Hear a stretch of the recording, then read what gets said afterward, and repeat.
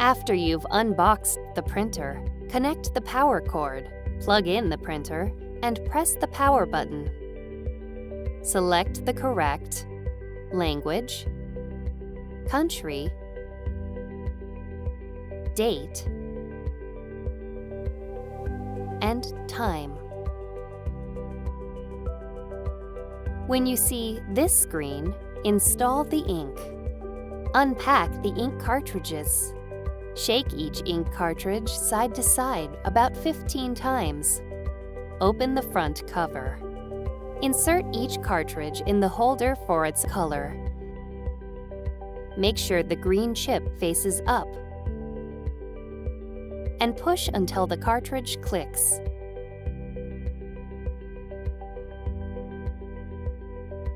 Close the front cover. Select OK or Installed on the LCD screen to begin charging the ink. Once the printer has finished charging the ink, you can load paper into the cassettes. Remove a cassette and slide the edge guides out.